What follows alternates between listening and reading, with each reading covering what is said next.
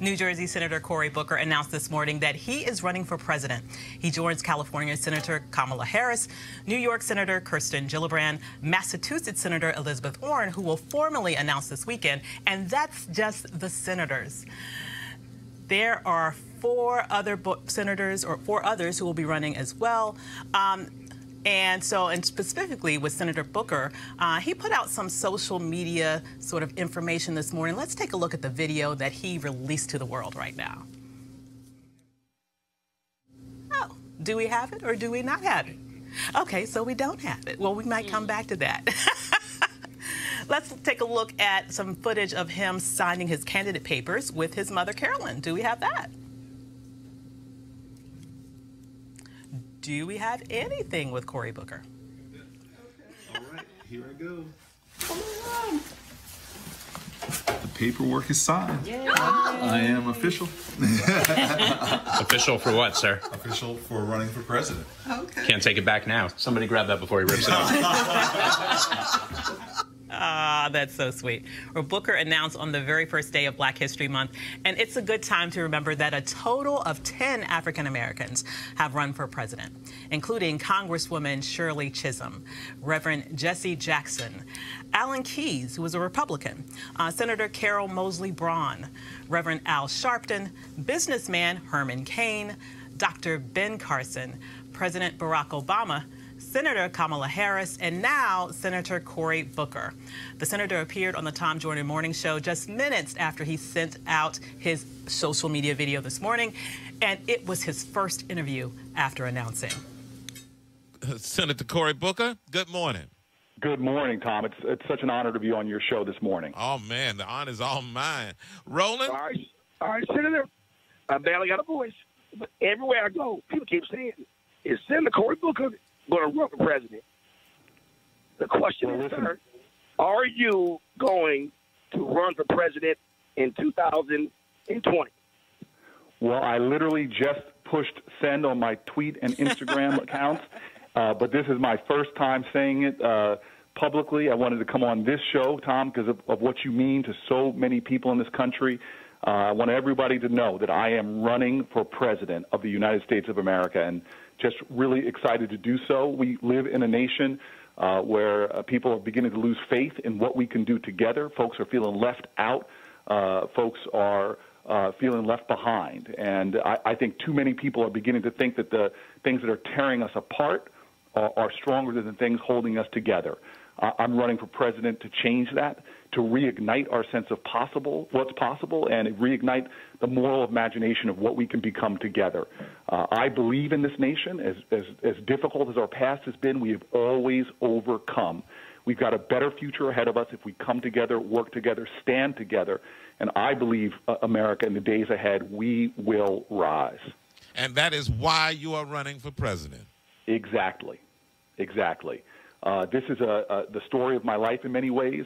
From the time I was just coming out of law school, I ran to places where folks said things couldn't be done, from joining with some of the greatest tenant leaders in America here in the inner city of Newark to take on slumlords that people said couldn't be beat. We beat them. From joining with incredible folks in Newark and out of Newark, in a city that folks were demeaning and degrading and people were given up to, we showed that this city could rise again, and we're now in our biggest period of economic development, of educational improvement, and even down in Washington, D.C., where Roland knows a lot of people are cynical about what can be done.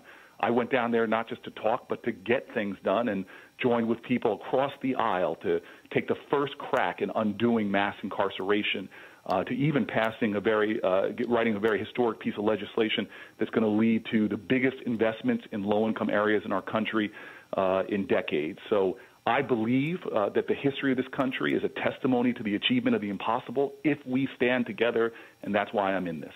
Senator Cory Booker, this is Sybil Wilkes, and my concern is about who I am as a black woman. And, of course, black women have been the backbone and the greatest supporters of the Democratic Party, not to mention our families and the nation.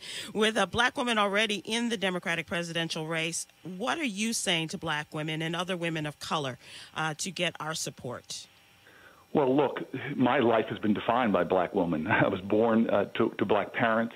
from my elders to even in my community. I always say I got my BA from Stanford, but my PhD on the streets of Newark. And anybody who knows our communities know that it's black women that often lead, sustain, nourish, and empower us.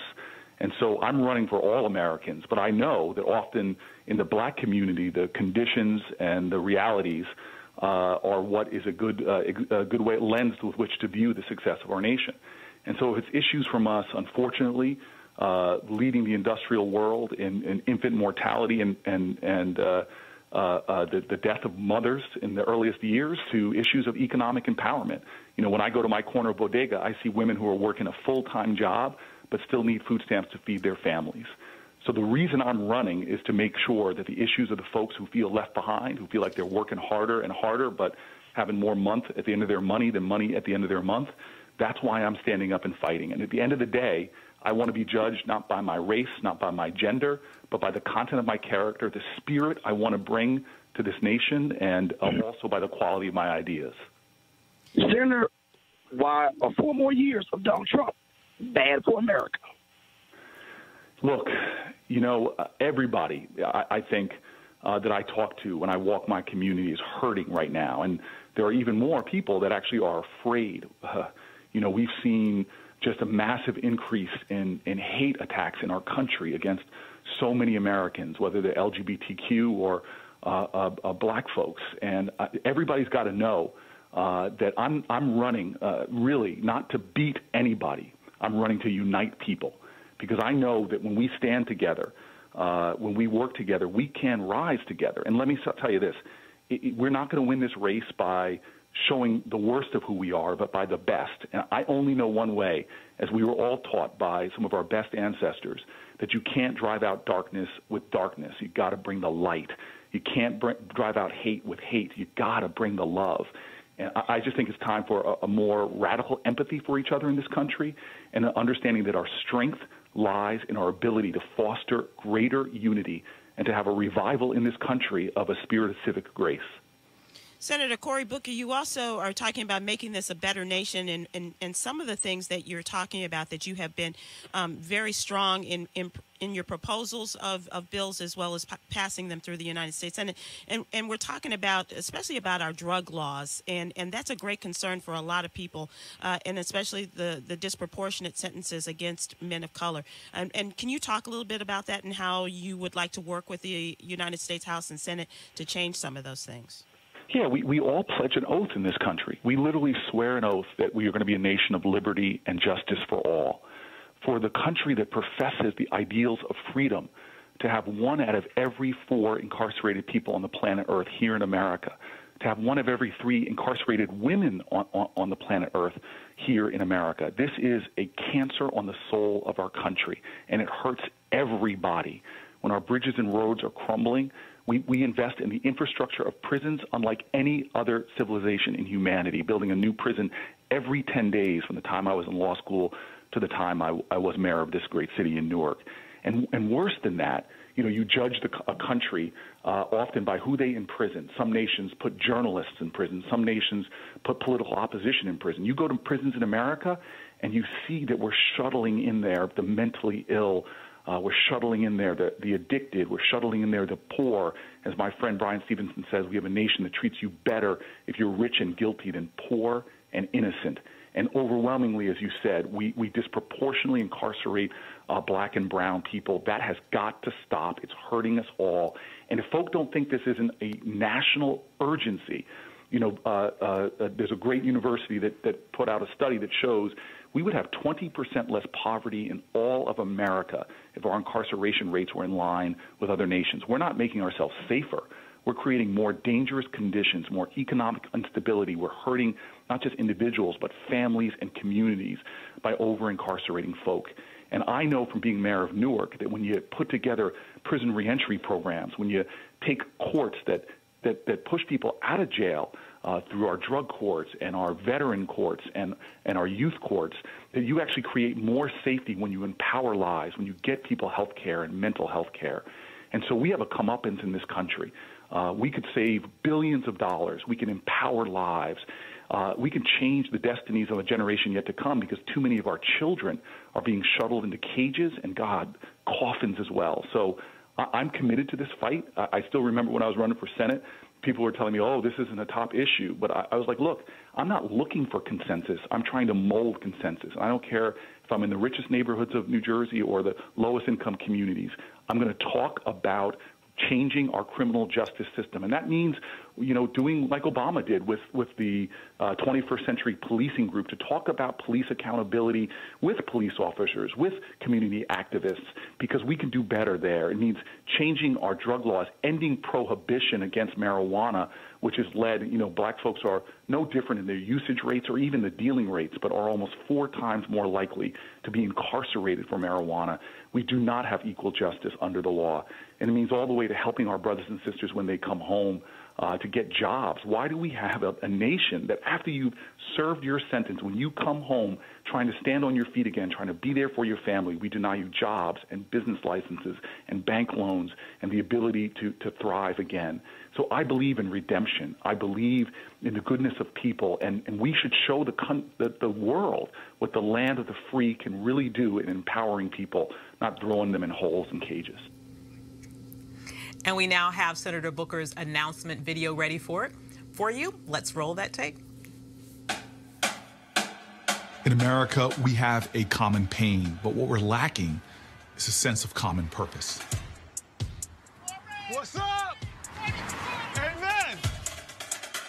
I grew up knowing that the only way we can make change is when people come together. When I was a baby, my parents tried to move us into a neighborhood with great public schools, but realtors wouldn't sell us a home because of the color of our skin. A group of white lawyers who had watched the courage of civil rights activists were inspired to help black families in their own community, including mine. And they changed the course of my entire life. Because in America, courage is contagious. My dad told me, boy, never forget where you came from or how many people had to sacrifice to get you where you are. So over 20 years ago, I moved into the Central Ward of Newark to fight slumlords and help families stay in their homes. I still live there today, and I'm the only senator who goes home to a low-income inner-city community, the first community that took a chance on me. We are better when we help each other. The history of our nation is defined by collective action, by interwoven destinies of slaves and abolitionists, of those born here and those who chose America as home, those who took up arms to defend our country, and those who linked arms to challenge and change it.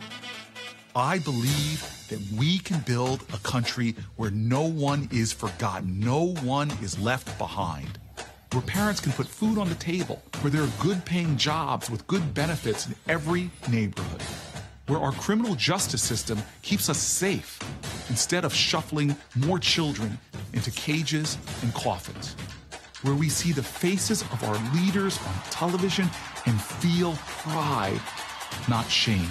It is not a matter of can we. It's a matter of do we have the collective will, the American will. I believe we do. Together, we will channel our common pain back into our common purpose. Together, America, we will rise. I'm Cory Booker, and I'm running for President of the United States of America. You want to check out Roland Martin Unfiltered? YouTube.com/Roland S. Martin. And subscribe to our YouTube channel. There's only one daily digital show out here that keeps it black and keep it real. It's Roland Martin Unfiltered. See that name right there? Roland Martin Unfiltered. Like, share, and subscribe to our YouTube channel. That's YouTube.com/Roland S. Martin. And don't forget to turn on your notifications so when we go live, you'll know it.